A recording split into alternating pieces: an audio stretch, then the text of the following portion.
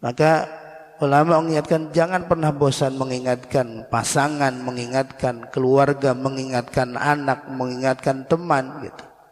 Walaupun yang dengar bosan ya udah biarin aja gitu. Karena memang itu urusan dunia dan akhirat. Demikian pula kita berkeluarga.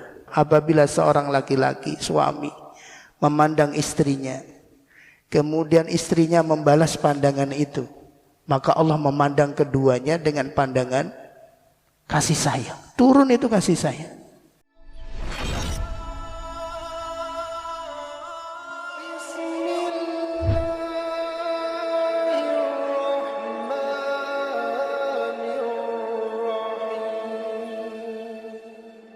Bismillahirrahmanirrahim. Assalamualaikum warahmatullahi wabarakatuh.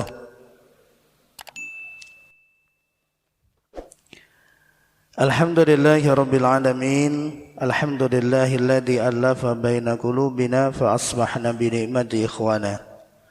Alhamdulillahi rabbil alamin. Hamdan tayyiban mubarakan fihi kama yuhibbu rabbuna wa yarda. أشهد أن لا إله إلا الله وحده لا شريك له وأشهد أن محمدا عبده ورسوله لا نبي بعده اللهم صل وسلم وبارك على نبينا الكريم نبينا ومولانا محمد صلى الله عليه وسلم وعلى آله وأصحابه ومن تبعهم بإحسان إلى يوم القيامة Subhanaka la ilma lana illa ma 'allamtana innaka antal alimul hakim. Allahumma anfa'na bima 'allamtana wa 'allimna ma yanfa'una warzuqna ilman nafi'a. Allahumma ja'al tajammu'ana hadha tajammu'an marhuma wa tafarruqana min ba'dihi tafarruqan ma'suma. Allahumma ighfir lana dhunubana wa liwalidina wa li asatidatina wa li masyayikhina wa li muallimina wa li murabbina wa li jami'il muslimina amin. Kepada yang saya hormati Ketua DKM Masjid Al-Ikhlas dan segenap pengurus hafidhahumullah, semoga Allah Subhanahu wa taala senantiasa memberikan kesehatan, keafiahan, kekuatan sehingga terus bisa mengingatkan kita, bisa mengajak kita di dalam amal-amal ketaatan. Dan Bapak, Ibu, saudaraku sekalian, jamaah Masjid Al-Ikhlas yang semoga Allah Subhanahu wa taala senantiasa melimpahkan rahmat keberkahannya, hidayah taufiknya, pertolongan serta lindungannya kepada kita semuanya. Alhamdulillahirabbil alamin. Mengawali pertemuan yang mulia ini di majelis yang begitu dimuliakan Allah, dibanggakan Allah dan para malaikatnya, kita memanjatkan pujian pengagungan kita kehadirat Allah Subhanahu wa taala sebagai wujud syukur kita kepada Allah atas semua nikmat yang Allah karuniakan dalam kehidupan kita. Dengan terus kita memohon kepada Allah, semoga dengan syukur yang kita panjatkan, Allah menjaga semua nikmat-nikmat yang dikaruniakan dan Allah tambahkan keberkahan di balik nikmat yang Allah berikan. Sehingga nikmat apapun bisa menjadi sarana kita untuk taat kepada Allah, bukan maksiat. Menjadi sarana yang mendekatkan kita kepada Allah, bukan nikmat yang menjauhkan kita dari Allah. Dan bisa menjadi sarana kita untuk terus memperbanyak amal-amal kebaikan sebagai bekal kita kelak menghadap Allah Subhanahu wa ta'ala. Alhamdulillah, di pagi yang mulia ini saya mengucapkan jazakumullah khairan katsiran atas kesempatan bisa silaturahim yang pertama di Masjid Al-Ikhlas Villa Anggrek ini. Walaupun mungkin melewatinya sudah sering ya. Jadi saya dulu awal di Bekasi itu, selain karena tinggal di Tambun Selatan gitu, selain yang sering dikunjungi Tambun Selatan, Tambun Utara ya gitu. Dengan Ustaz Surono itu udah 10 tahun ya. Jadi saya dulu awal di Bekasi itu, selain karena tinggal di Tambun Selatan gitu, selain yang sering dikunjungi Tambun Selatan, Tambun Utara ya gitu. Dengan Ustaz Surono itu udah 10 tahun ya. Jadi saya dulu awal di Bekasi itu, selain karena tinggal di Tambun Selatan, Tambun Utara ya gitu. 15 tahun lebih ya, gitu, kenal Ustaz Suron. Kemudian dulu pernah mengisi kajian di Bumi Anggrek, gitu. Di Bumi Anggrek, kemudian dan alhamdulillah di kesempatan ini bisa silaturahim dengan Bapak Ibu sekalian di Villa Anggrek ini. Tentu kita berharap kepada Allah Subhanahu wa taala semoga silaturahim ini membawa kebaikan, silaturahim karena kecintaan kepada Allah Subhanahu wa taala, dan semoga ketika dilandasi dengan kecintaan kepada Allah, kita semuanya layak dan pantas untuk mendapatkan cintanya Allah Subhanahu wa taala.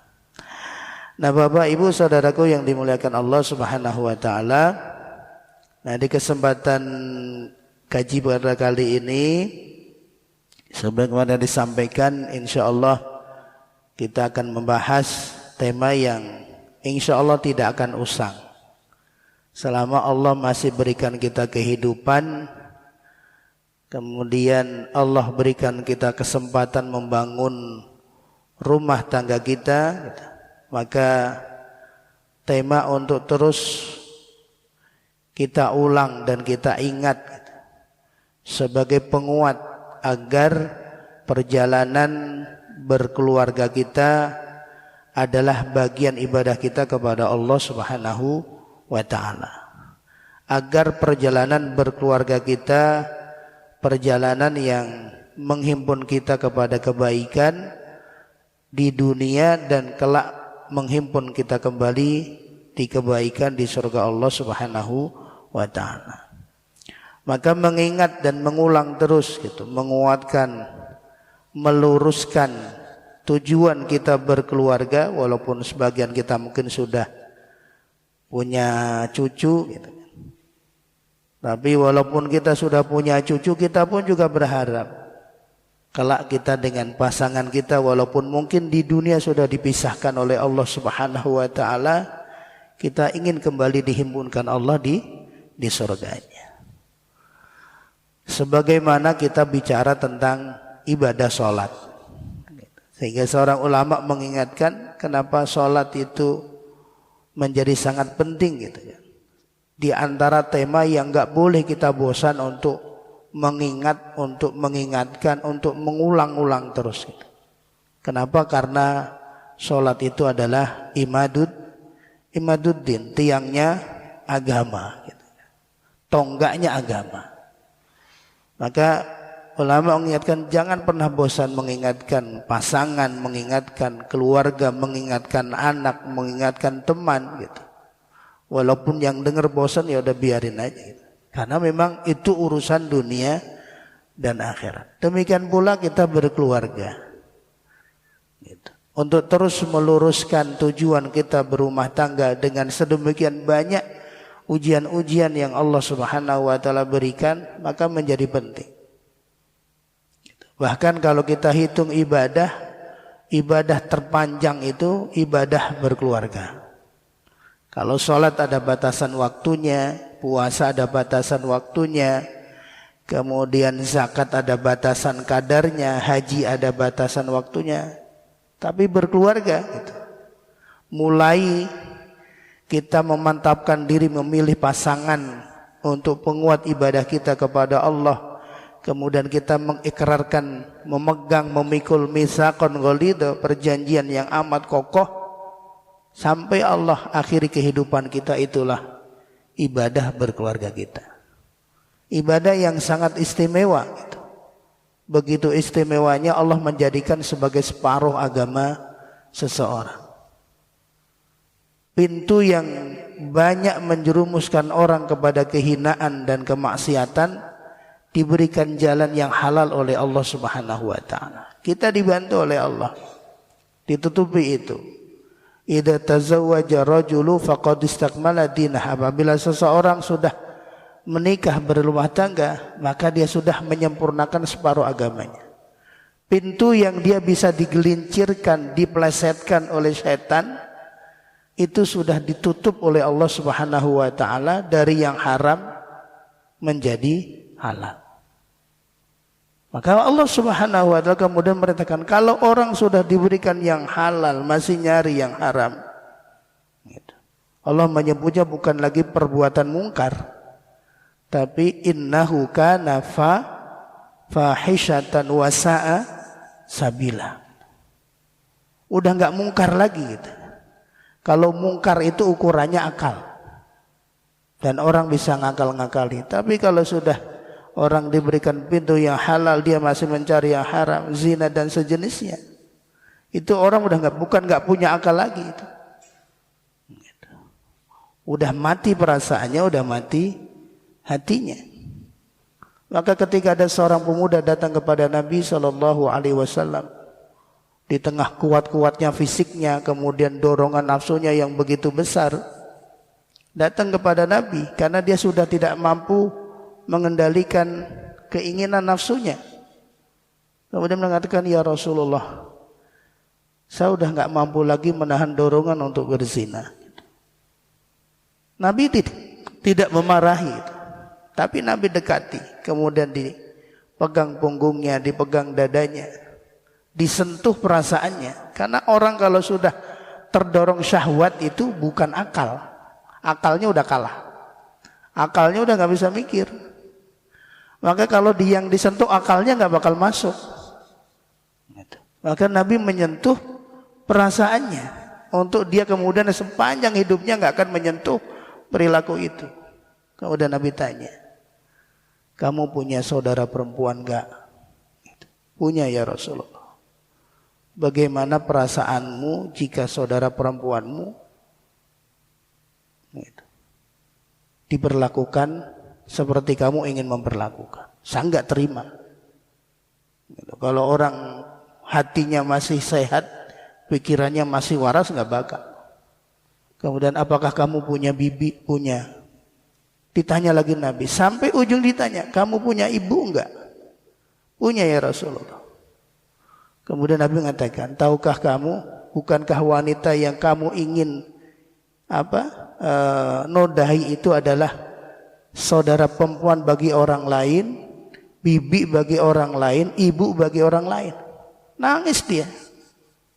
Alhamdulillah, perasaannya, hatinya masih dibersihkan oleh Allah. Nangis dia. Kemudian, wallahi ya Rasul, demi Allah, mulai detik ini aku tidak akan menyentuh perilaku itu. Sedemikian. Kemudian Nabi sentuh dadanya, Nabi doain.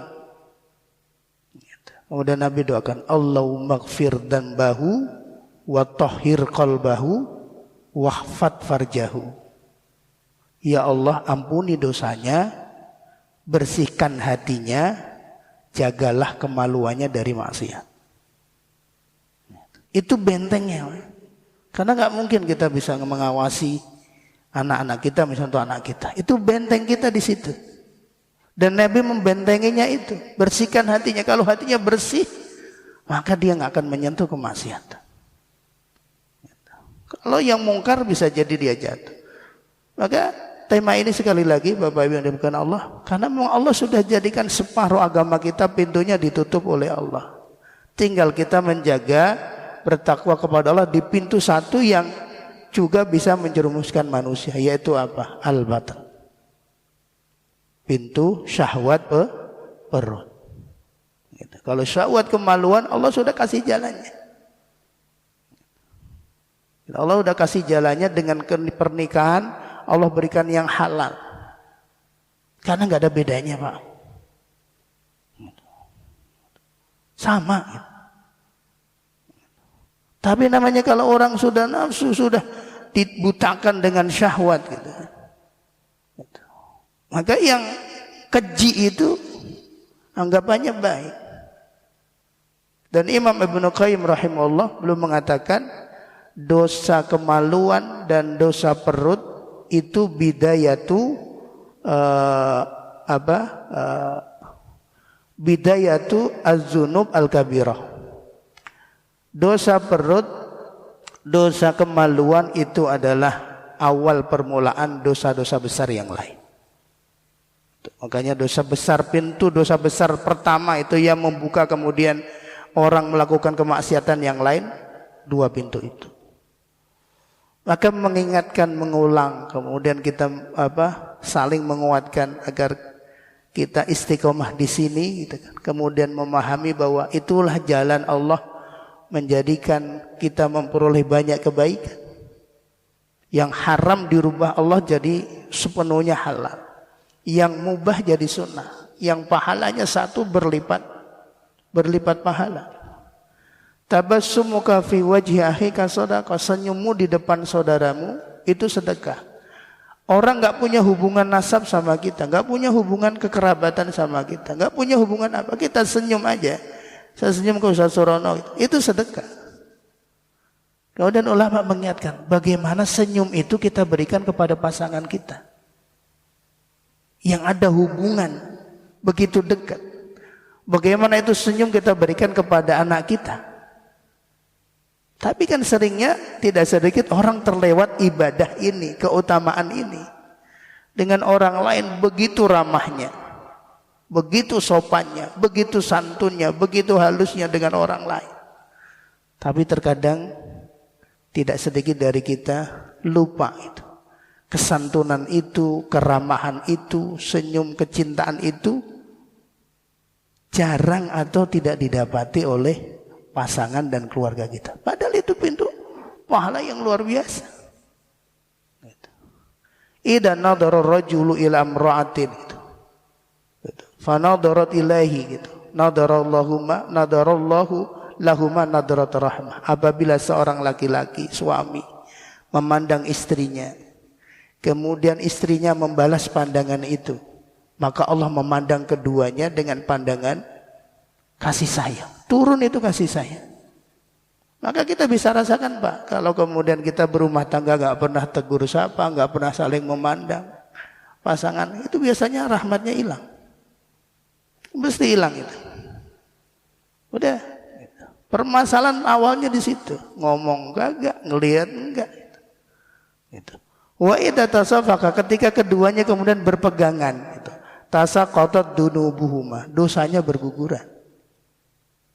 Maka kemudian dalam fikih berkeluarga itu kita diajarkan, suami istri itu hanya boleh berantem, marah-marahan itu cuma di rumah. Gitu. Meninggalkan pisah ranjang itu cuma di rumah. Begitu istrinya minta tolong, Pak anterin ke pasar, anterin. Gitu. Megang, kalau naik motor megang pinggang suaminya lagi. Di luar gitu. Sampai rumah, masuk rumah, buka pintu dalam rumah, pisahan lagi, ya nggak apa-apa, namanya lagi ada masalah. Tapi begitu di luar gitu, permasalahan itu nggak boleh muncul. Terjaga. Maka ketika ada persoalan kan Allah katakan gitu. Kemudian faiduhuna, nasihati. Wala tahjurnya ila fil madaji, jangan ditinggalkan kecuali di rumah. Ketika keluar rumah, orang melihatnya damai. Karena itu pintu wasilah. Semoga dengan itu Allah turunkan rahmatnya. Nah ini Bapak Ibu saudaraku yang dimuliakan Allah Subhanahu wa ta'ala. Maka untuk saling mengingatkan karena ujiannya berat gitu. Karena nanti ada hadisnya itu bagaimana upaya iblis itu ingin menghancurkan bangunan rumah tangga. Maka para ulama mengatakan gitu, ketika bangsa ini ingin maju maka jagalah 3. Baguskan pendidikannya, baguskanlah rumah tangganya, dan jagalah kehormatan wanitanya. Maka bangsa itu akan berperadaban.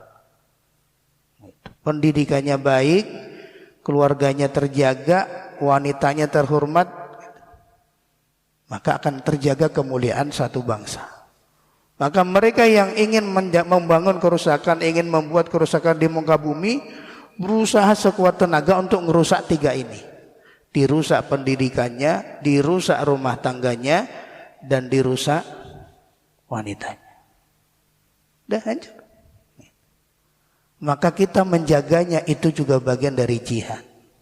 Menjaga kebaikan rumah tangga kita itu bagian dari jihad. Menjaga pasangan anak perempuan kita, anak-anak kita, itu juga bagian dari jihad. Mendidik mereka menjadi hamba Allah yang taat gitu. memberikan pendidikan yang terbaik untuk mereka, itu juga bagian dari jihad. Pahalanya besar. Maka sekali lagi Bapak Ibu sekalian Allah, bahwa berkeluarga adalah ibadah yang paling panjang. Di situ ada ya berdarah-darah gitu kan. Semuanya berumah tangga menjaga itu, karena enggak salat ya 10 menit 15 menit udah selesai. Nanti lanjut lagi walaupun kewajibannya sepanjang kehidupan kita. Nah, Bapak saudaraku yang dimuliakan Allah Subhanahu wa taala, maka sebuah kenikmatan yang Allah berikan kepada kita saat Allah masih memberikan kita kekuatan baik jiwa dan raga untuk terus istiqomah dalam Islam. Ini nikmat yang tiada terhingga. Allah masih berikan kita istiqomah dalam iman, dalam Islam, dalam ketaatan. Itu nikmat Allah yang luar biasa. Bisa hadir di masjid itu bukan nikmat yang apa bahasa sekarang, bukan nikmat yang kaleng-kaleng gitu ya. Nikmat yang luar biasa. Siapa yang berjalan ke masjid di tengah keremangan waktu malam, maka kelak di yaumil qiyamah Allah akan berikan dia cahaya yang terang benderang di kegelapan hari kiamat. Kemudian siapa yang melangkahkan kakinya untuk mencari ilmu, ilmu bisa kita dapat dari mana saja Pak. Dengerin YouTube, dengerin radio, dengerin semuanya. Tinggal duduk sambil makan gorengan gitu. Ada kopi gitu. Ada pahalanya.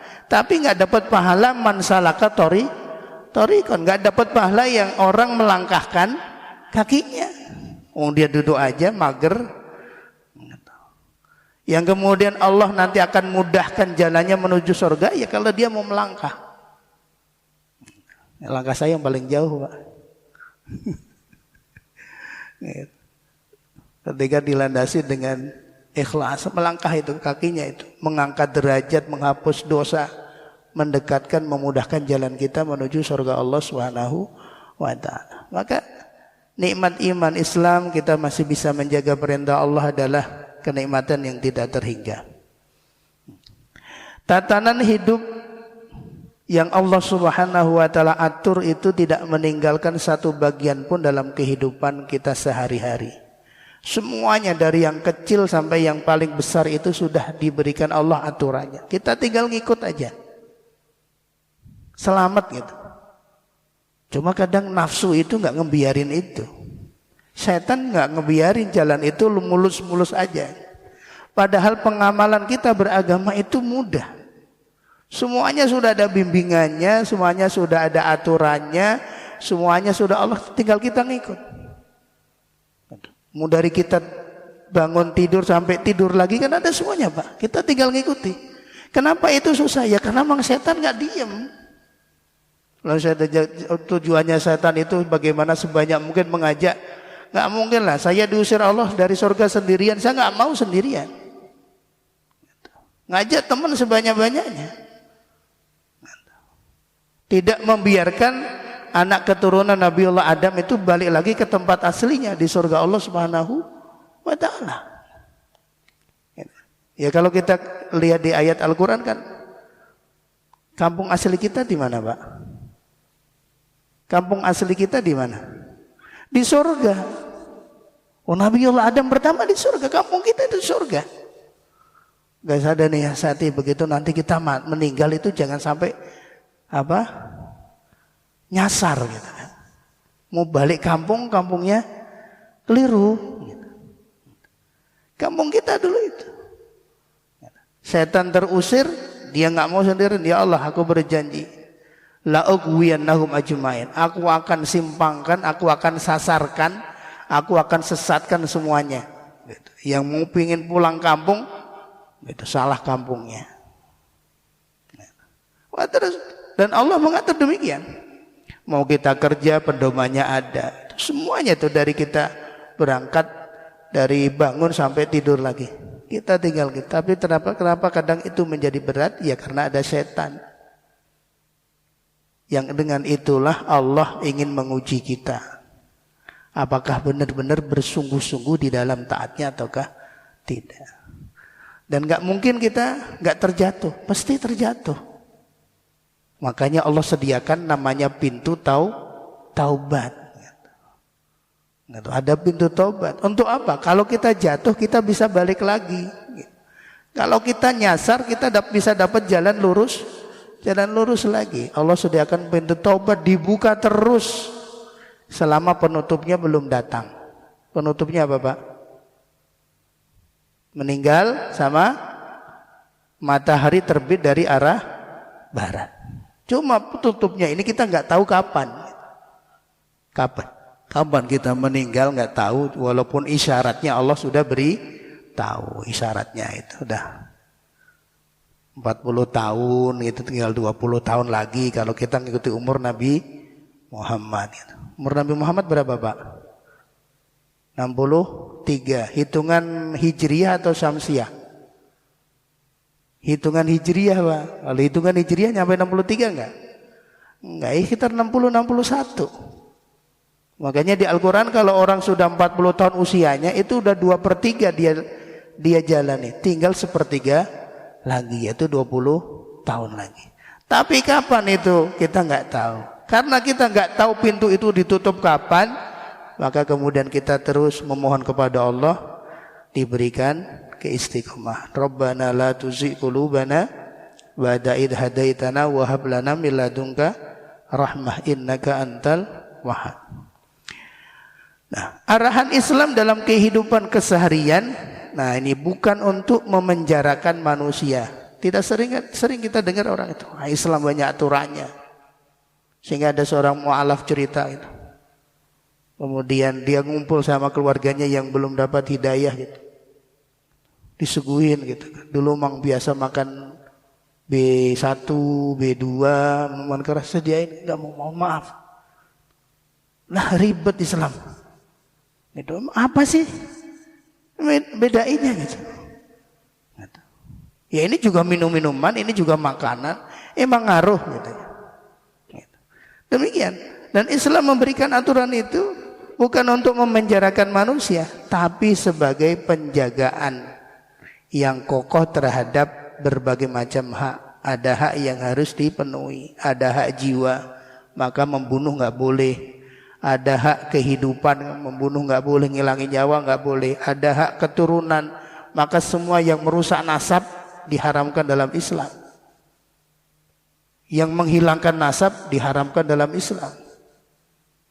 Mau alasan apapun ya LGBT ya haram gitu. Karena menghilangkan nasab. Gitu. Kalau orang nggak punya nasab gitu, kemudian apalagi sekarang sudah ada ya di Eropa itu yang sudah ditemukan teknologi itu, orang bisa diambil DNA-nya, kemudian orang bisa ngambil siapapun, bisa punya anak walaupun nggak punya pasangan. Rusak semua nasabnya kemana? Makanya Islam melarang itu. Melarang itu. Menjaga itu. Bukan untuk memenjarakan, tapi untuk menjaga keseimbangan di dalam kehidupan. Menjaga hak harta. Maka mengambil harta tanpa hak menjadi hak miliknya, gitu, maka diharamkan dalam Islam. Dengan nama apapun. Nyuri, maling, korupsi. Kemudian menjaga kehormatan. Maka memfitnah nggak boleh. Menuduh tidak boleh gitu. Dalam Islam ada konsep dan itu bingkainya demikian, bukan untuk memenjarakan kita. Islam adanya larangan aja semuanya, enggak. Yang dilarang itu enggak banyak, yang dibolehkan lebih banyak. Kalau makanan minuman misalnya Pak, yang dilarang apa Pak? Minuman cuma satu yang dilarang Pak, yang bukan itu doang. Yang dibolehkan apa Pak? Air putih, susu, apalagi itu. Pokoknya nggak mampu, banyak lebih banyak. Makanan yang diharamkan, bangkai, kemudian darah, kemudian apalagi B1, B2, itu apa namanya kalau di sini Pak? Lapau Pak ya. Itu restoran lapau atau apa itu? Nah, gitu. Cuma itu. Yang lainnya semuanya boleh. Gitu, yang boleh banyak gitu. Cuma ya setan itu gitu. Kadang yang enggak jadi kebutuhan itu dicari-cari. Makanya yang diharamkan oleh Allah itu nggak jadi kebutuhan. Kita nggak nyentuh yang diharam, itu hidup-hidup aja. Nah, arahan Nabi Shallallahu Alaihi Wasallam dalam kehidupan berkeluarga dan bermasyarakat tujuannya apa? Terwujudnya kehidupan yang lebih baik. Tujuannya itu, arahan yang Nabi berikan agar berkeluarga kita lebih baik, agar bermasyarakat kita lebih baik. Dan dalam kehidupan dunia ini bahkan kita ingin selalu lebih baik kan Pak ya. Dulu jalan kaki, ingin lebih baik biar nggak terlalu capek. Bersepeda, setelah bersepeda ingin meningkat lagi kan, berusaha gitu kan, ganti motor gitu kan, kemudian motor terus berusaha jadi kendaraan mobil. Dulu nggak ada rumah, kontrak, itu udah kontrak, perusahaan nyicil terus lebih baik. Nah kemudian ada saya dinasehati gitu. Manusia dalam kehidupan memang seperti itu, nafsu itu seperti itu. Tapi pernah enggak itu kita kaitkan dengan ibadah kita kepada Allah? Pernah enggak kita kaitkan dengan keislaman kita? Bapak Ibu mulai sholat itu kapan? Tahu sholat itu wajib kapan Pak? Setelah balik kan? Wajib sholat. Dari kita balik sampai sekarang Pak, kalau kita ngitung itu hanya 5 waktu saja atau sudah ada penambahannya? Kan seharusnya juga meningkat kan? Masa 5 waktu aja sih gitu. Dulu 5 waktu pas awal-awal balik gitu, karena itu wajibnya. Dan kita berharap ada progres kan? Sebagaimana kita memenuhi kebutuhan, keinginan duniawi kita, kita terus membuat perencanaan, ada progresnya. Tapi kadang kita sering lupa untuk membuat progres ibadah kita kepada Allah Subhanahu wa taala. Itu seharusnya ada tingkatannya itu. Meningkatnya itu. Oh, 5 waktu berarti tambah rawatibnya, kemudian tambah sebelum rawatib tambah qiyamul lailnya walaupun 2 rakaat. Kemudian besok nambah lagi, terus ada ningkatnya. Oh, tambah Ramadannya dengan sunahnya. Kalau nggak bisa sunah pertama untuk belajar, ya berarti puasa sunnah sebulan 3 kali, atau di hari-hari yang disunahkan untuk berpuasa. Ada terus peningkatan demikian. Nah ini Bapak Ibu saudaraku yang dimuliakan Allah Subhanahu wa taala. Nah nilai-nilai dasar Islam dalam pembentukan keluarga itu tidak berubah.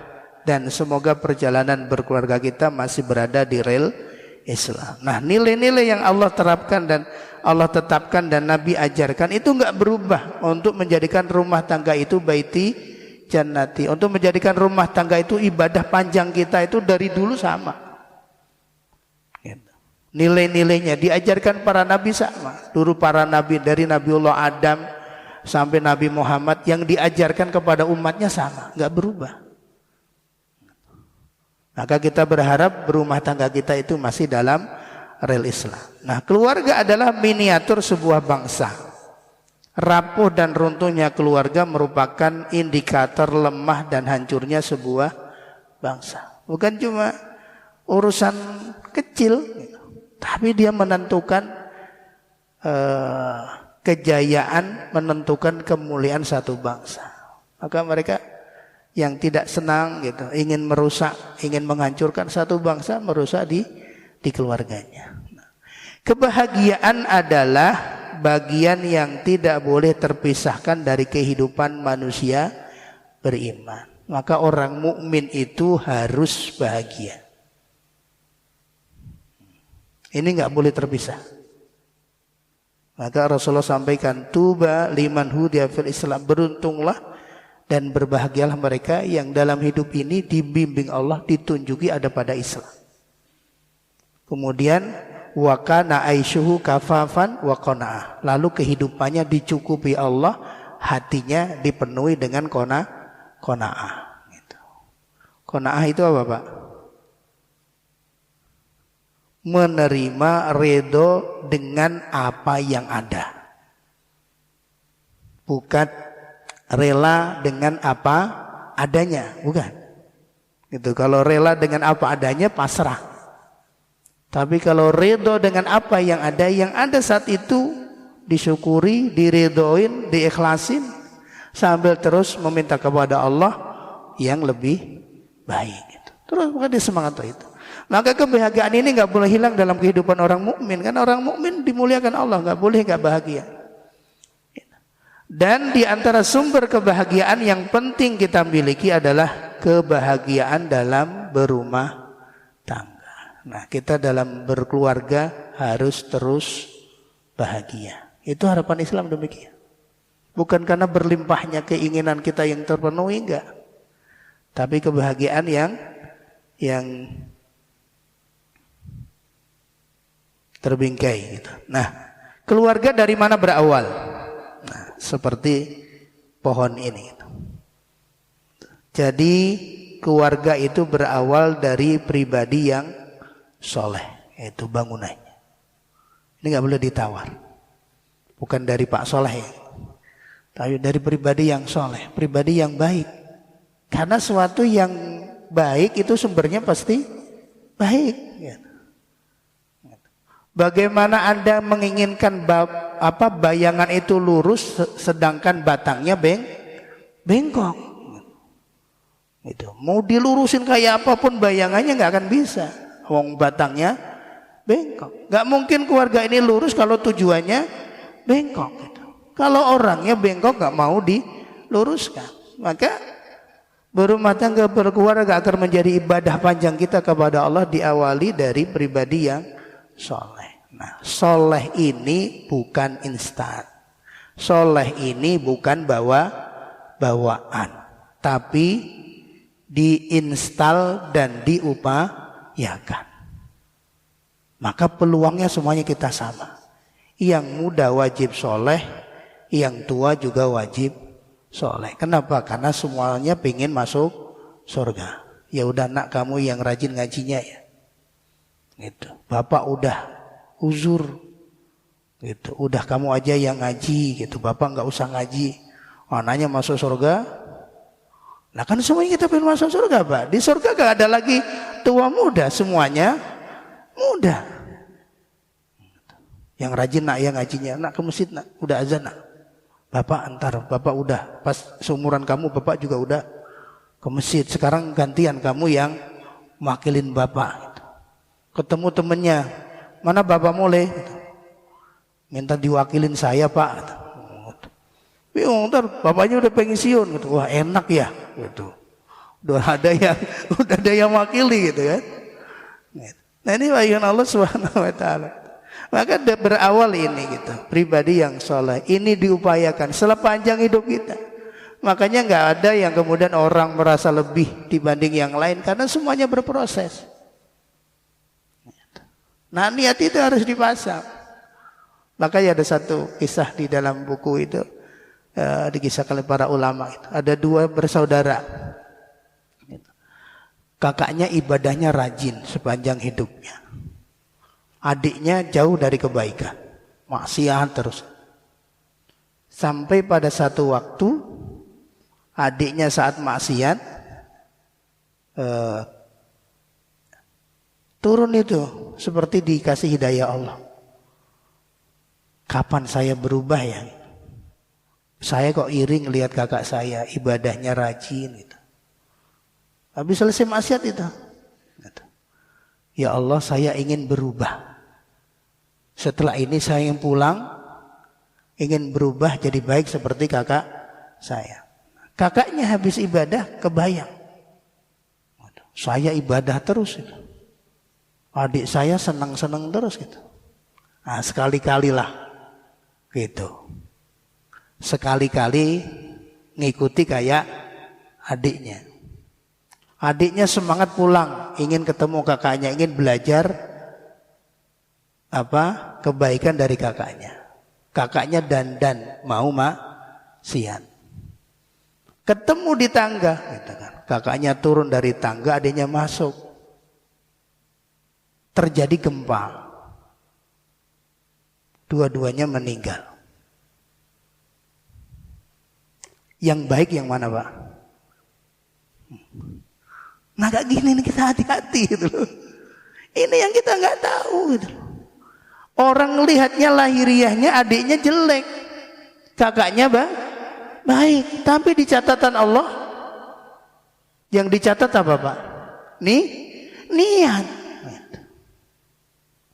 Maka ketika kita belum bisa soleh, tanamkan niat, ya Allah saya ingin jadi hambamu yang soleh. Itu walaupun kita tersyok-syok pengen jadi solehnya. Pokoknya ya Allah, saya pengen ke masjid, saya pengen ngaji, saya pengen bisa ya Allah. Walaupun dalam prosesnya begitu panjangnya. Jangan karena kalah dengan ditumbenin gitu, Pak. Leh, tumben lo kelihatan gitu. Pundung gitu kan. Udah inget nih, udah inget mau mati nih gitu. Wah, gitu. Itu yang ngomong ketua DKM gitu. Udah itu, pondok kan. Gitu. Baru dia mau ke masjid itu nyiapinnya luar biasa gitu. Mau ngaji gitu udah. Gitu. Ntar kalau ada nanya udah nyiapin semua jawaban itu. Kalau temennya ini nanya ini jawabannya ini temen ini. Gitu. Nyampe ke masjid ditumbenin gitu. Ambiar semuanya itu. Ini bani Allah Subhanahu wa taala. Nah itu niat seberat apapun pokoknya hadirkan niat itu. Karena kesolehan berawal dari itu. Enggak ada yang kemudian instan orang jadi baik. Kedudukan kita gitu. Apapun gelar yang diberikan masyarakat kepada kita enggak jaminan itu. Karena soleh itu di hadapan Allah Subhanahu wa taala. Nah, pribadi yang soleh dan solehah akan melahirkan sebuah keluarga yang Islami. Karena lahir dari dua orang yang soleh. Kesuksesan membentuk keluarga dimulai dari proses menuju pernikahan. Ada sakinah, ada mawaddah, ada rahmah sebagai landasan berkeluarga dengan nilai-nilai Islam. Sakinah itu trust, percaya dengan pasangan. Maka bersyukurlah kita kepada Allah gitu. Orang-orang tua kita memberikan kita pelajaran.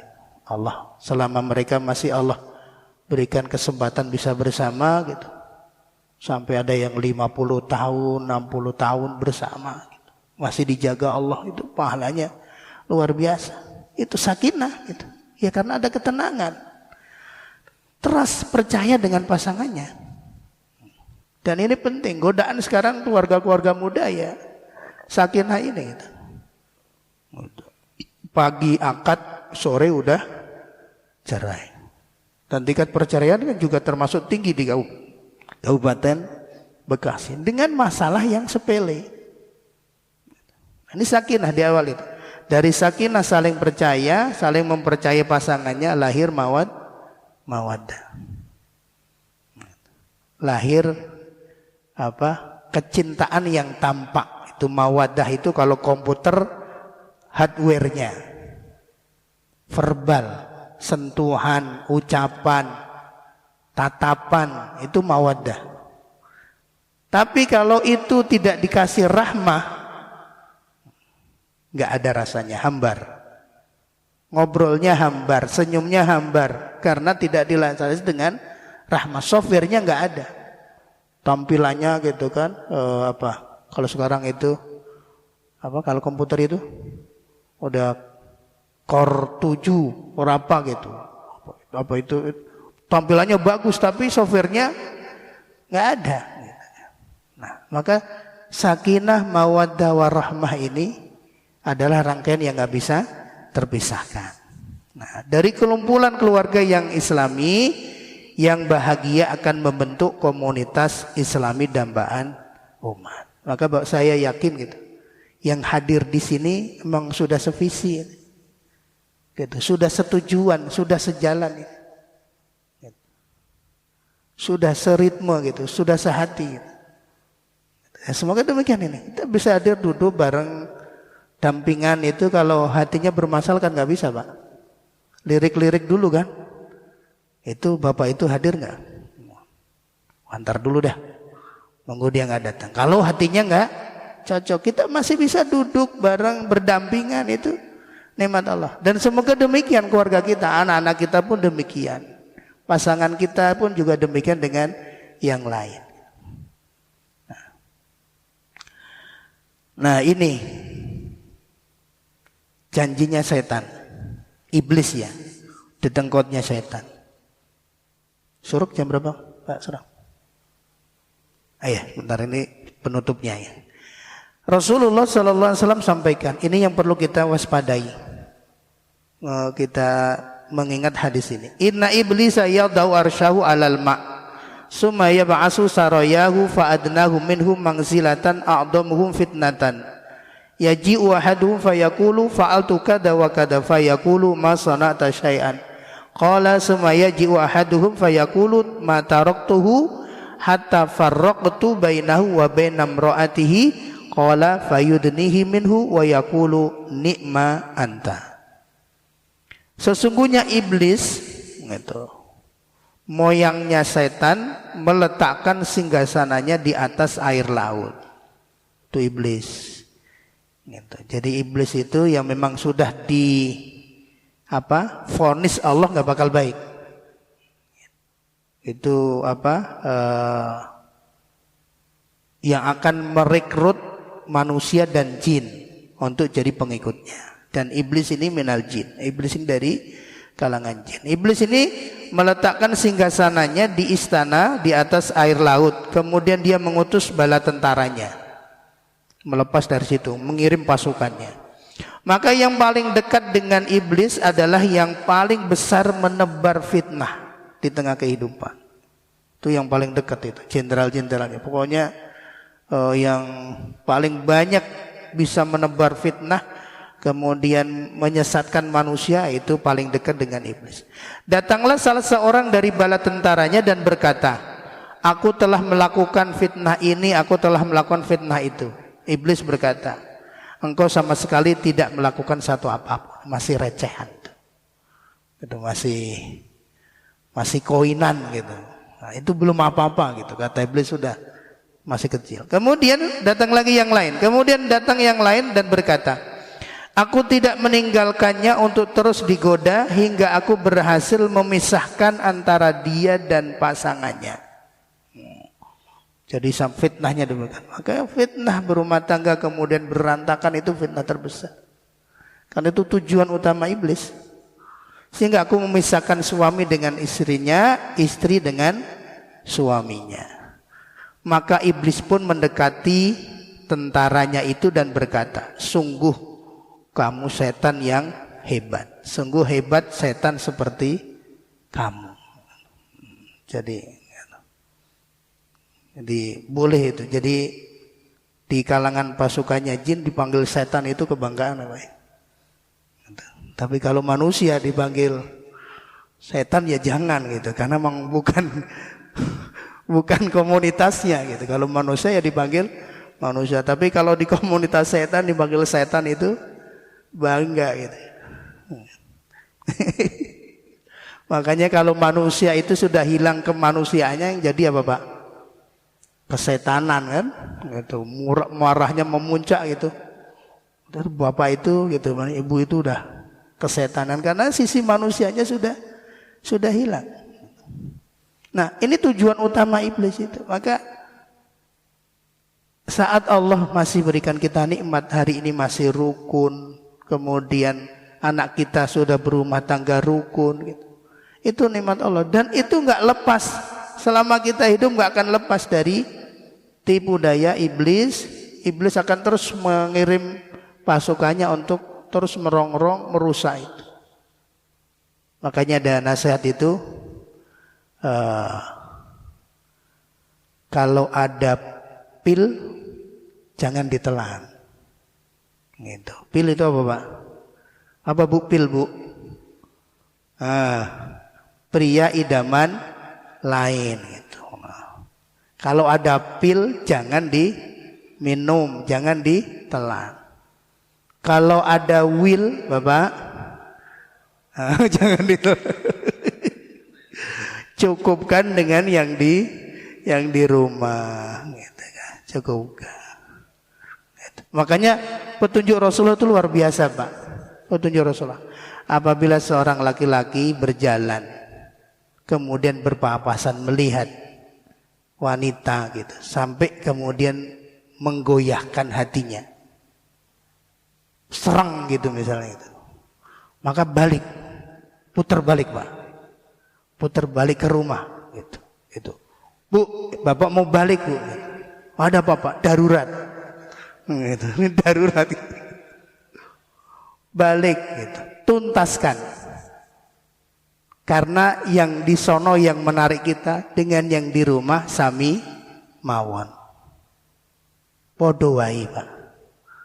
Habis sudah itu udah pulang udah nggak ada lagi. Maka dulu ada kisah seorang hakim. Itu dosen saya itu dosen fikih cerita itu yang dari Sudan cerita itu. Jadi pas dia memutusin hukum dihadirkan itu terdakwa. Terdakwa itu wanita cantik. Gitu. Dia ngelihat terdakwanya serem gitu di hatinya. Terus kemudian dia ketuk palunya. Sidang ditunda. Dia balik Pak.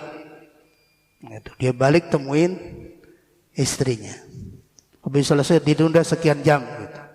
Habis balik itu ketuk palunya yang ada di depannya sudah gak berpengaruh. Karena ya demikian. Itu Rasulullah memberikan solusinya. Gitu. Tapi kalau kemudian masih menarik juga gitu. Ya itu ya kalau dulu guru saya gitu. Nah orang yang model gitu sapi dibedakin juga cantik gitu kan. Gitu. Kalau sapi dibedakin juga cantik, gak cuma tertarik sama manusia. Gitu. Nah ini Allah SWT. Setan terus akan mengupayakan demikian. Gitu. Maka ini Bapak Ibu yang dimuliakan Allah SWT, sudah syuruk ya. Ini sebagai nggak pohon Pak ya, karena memang pembahasan berkeluarga itu panjang sepanjang kita berkeluarga, nggak bisa selesai di sekali pertemuan. Semoga nanti ada kesempatan lagi untuk kita bisa bertemu. Nah ini sebagai mukadimah ya, sebagai pengantarnya. Semoga ada manfaat yang bisa kita dapat meluruskan kembali rel berkeluarga kita, bahwa keluarga itu diawali dari pribadi-pribadi yang soleh. Maka mari kita sama-sama membangun kesolehan itu di diri kita. Sendirian gak mungkin bisa, bersama-sama. Caranya apa? Hadir dalam majelis ilmu, kemudian hadir dalam majelis kebaikan, kumpul dengan orang soleh. Wa alhiqni bisolihin. Gitu. Himpunkan kami ya Allah bersama orang-orang yang soleh. Wallahu a'lam bishawab. Bapak Ibu saudaraku yang dimuliakan Allah, demikian mungkin untuk yang bisa kita kaji di kesempatan pagi hari ini. Semoga nanti ada kesempatan yang kedua, yang ketiga untuk kita melanjutkan tema ini, mengingatkan diri saya pribadi, dan semoga memberikan manfaat untuk kita semuanya, baik yang hadir ataupun yang belum hadir di kesempatan kali ini. Kurang lebihnya mohon maaf. Alafu minkum, astaghfirullahi walakum. Assalamualaikum warahmatullahi wabarakatuh. Waalaikumsalam warahmatullahi wabarakatuh. Izin Ustaz, bisa ada buka pertanyaan? Enggak. Silakan, mungkin ada yang mau nanya karena sudah jam 6 juga. Satu pertanyaan aja boleh ya? Satu aja ya. Ada yang mau goes takut. Oh iya. Oke, saya satu aja Ustaz. Assalamualaikum warahmatullahi wabarakatuh. Waalaikumsalam warahmatullahi. Pernikahan tadi kita dengar adalah menyempurnakan separuh agama kita, dan konon katanya iblis itu paling tidak ridho dengan itu. Bukan saja tadi memisahkan kedua pasangan, tapi menyatukan juga Pak Ustaz. Banyak cerita dan pernah kita alami bersama, orang sudah ta'aruf jadi gagal gitu kan, segala macam. Ini kiat gimana? Kita juga punya anak-anak kan ya, nanti mau menikah segala macam. Itu banyak sekali cobaan godaan itu saat akan mau menikah. Kiat-kiatnya seperti apa Tad? Baik. Iya, Bapak Ibu saudarakan mahal, jazakumullah khair. Ya. Ada satu prinsip yang perlu kita sepakati bersama. Gitu. Suatu yang baik itu diawali dengan juga kebaikan. Ketika kita ingin berumah tangga itu adalah bagian dari ibadah, adalah kebaikan. Maka langkah untuk menempuhnya pun juga dengan cara yang baik. Maka luruskan niat. Maka Rasulullah memberikan dua panduannya dalam hadis. Tungkahul mar'ah li arba'in. Seorang wanita dinikahi, dipilih oleh seorang laki-laki itu karena empat alasan. Alasan yang pertama, li jamaliha, karena cantiknya, karena fisiknya. Makanya ketika kita ingin menikahkan anak kita atau kemudian mengantarkan anak kita khitbah, sebelum proses khitbah ada proses namanya ta'aruf gitu. Setelah ta'aruf ada proses naldor, mandang, lihat gitu. Prosesnya gitu, kenalan kemudian ngelihat. Karena daya tarik pertama ya tadi jamaliyah. Dan Islam tidak mengingkari ini. Ketika sahabat Jabir mau nikah, lapor ke Nabi, ya Rasulullah aku mau nikah gitu. Gadis atau janda gitu. Janda ya Rasulullah, kenapa nggak milih gadis, kata Nabi. Diskusi, diajak diskusi, musyawarah. Kemudian sudah ngelihat belum pasanganmu? Belum ya Rasulullah, belum ngelihat. Lihat dulu. Kenapa ya Rasulullah? Fa innahu ajdar. Kalau ngelihat itu nanti semakin menguatkan niat. Islam enggak melarang. Makanya di dalam fikih Said Sabiq fikih sunnah, enggak cukup orang ketika ingin memilih pasangan hanya ngelihat foto. Kadang foto beda sama wujud aslinya. Apalagi sekarang sudah pakai filter. Oh, kan pinter sekarang itu. Ibu-ibu yang biasa pakai filter kan. Hitam jadi glowing gitu kan. Udah jadi glowing gitu.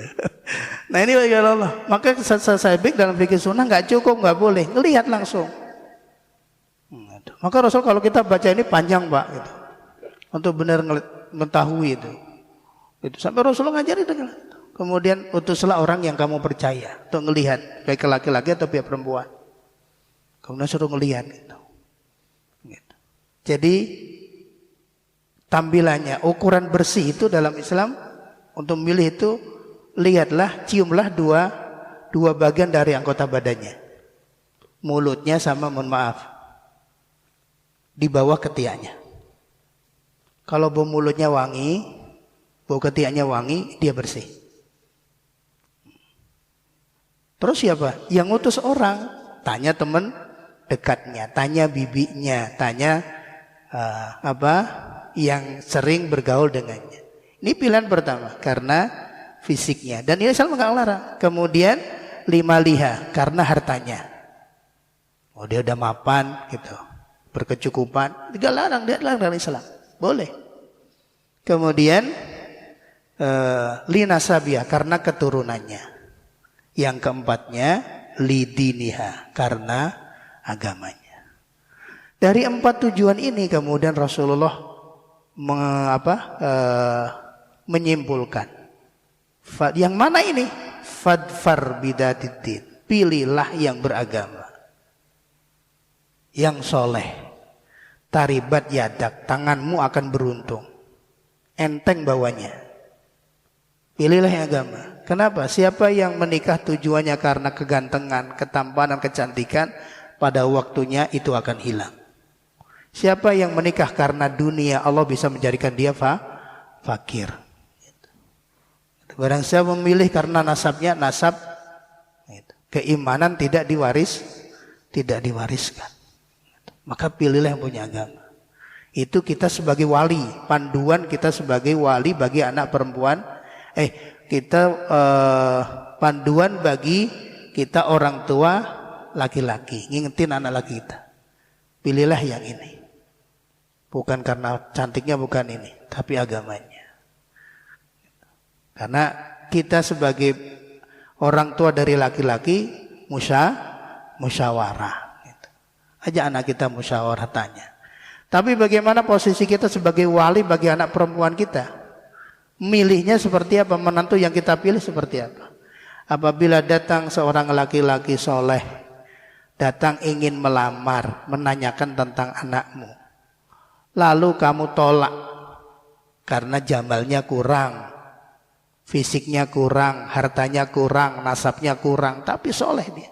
Kamu tolak karena itu fangta diris sah. Tunggu dampak keburukan dari penolakan itu. Nabi memberikan ancaman itu. Itu panduannya.